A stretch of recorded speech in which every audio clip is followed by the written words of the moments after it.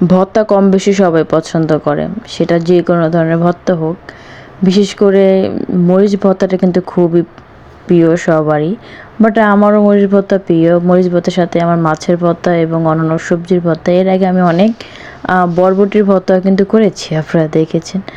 তো এদিন আমি ওর বাবার জন্য সিম ভর্তা করলাম, যেহেতু এখন সিজন সিম ভর্তার। তো সিম ভর্তার করার আগে যেটা আমি করেছি, ধনিয়া পাতা ভর্তা করেছি। ধনিয়া পাতা ভর্তাটা শীতের দিনে মানে খেতে অন্যরকম একটা স্বাদ লাগে। তো সেটার জন্য জানিস, ধনিয়া পাতা ভর্তার জন্য আমি এখানে রসুন নিয়েছি, কাঁচামরিচ নিয়েছি এবং ধনিয়া পাতাটা হালকা টেলে নিয়েছি, সেটা ভিডিওটা দেওয়া হয়নি, সরি। তো এইভাবে আমি এটা একটু লবণ দিয়ে ভালো করে মিক্স করে বেটে নেব। আর ভর্তা বেটে খাওয়ার স্বাদ আলাদা, বাট অনেকে দেখলাম ব্লেন্ডার করে, ব্লেন্ডার থেকে বেটে খাওয়ার স্বাদ অন্যরকম। তো এটা আমি বাটতেছিলাম।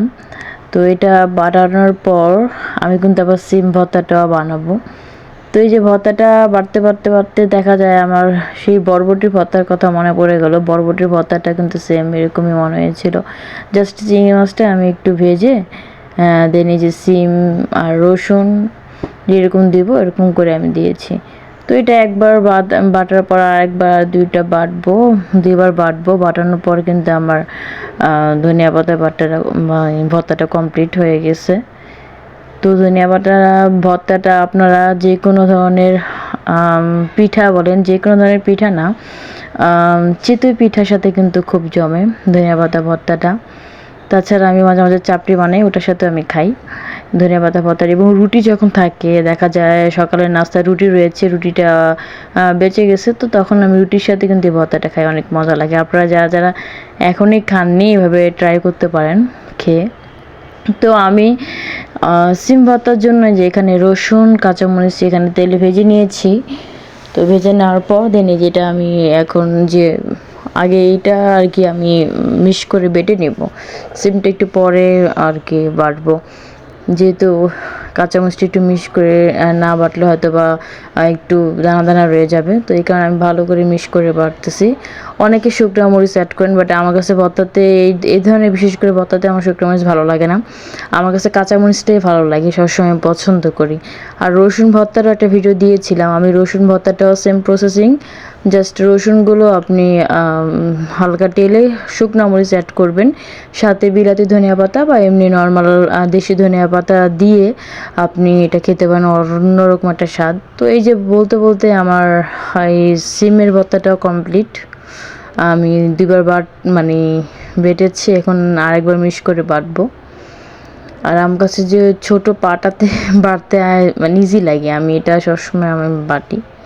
আর দেখেন বাড়তে বাড়তে একদম পুরা পাটা মাখিয়ে ফেলছি, এই আর কি অবস্থা। আর মাখানোর রিজন একটু পরে দেখতে পারবেন যে কেন মাখিয়েছি।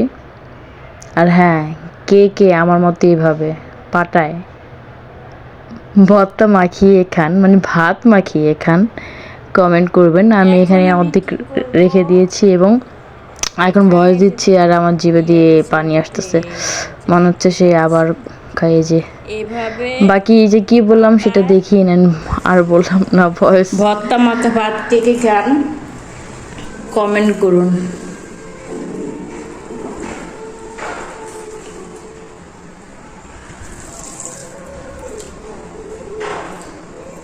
কে কে এভাবে খান পাটায় ভর্তা মেখে। এখানে আরেকটু নিয়ে নিব সিম ভর্তা এবং ধনিয়া পাতা ভর্তা নিয়ে এভাবে মেখে মেখে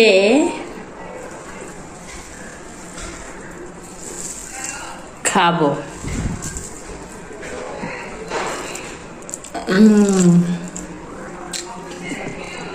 সেই স্বাদ।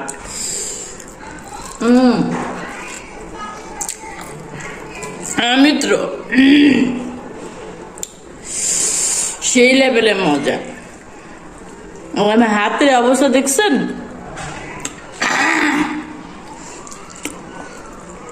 মানে কি বলবো, খাওয়ার তালা তালে হাতের কি অবস্থা।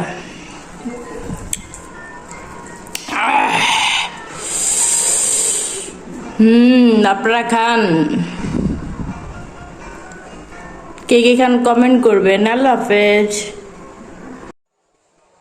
ভিডিওতে যে ভয়েস দিয়েছি সেটাই আপনাদের মধ্যে শেয়ার করলাম। আর এই যে কমপ্লিট আমার সিম এবং যেটা বলে ধনিয়া পাতা ভর্তা। যারা ভর্তা লাভার আছেন প্লিজ লাইক কমেন্ট শেয়ার এবং সাবস্ক্রাইব করবেন। আমার কিন্তু অনেক ভিডিওস আছে, ভিডিওসটা দেখে নেবেন, অনেক সুন্দর সুন্দর ভিডিও।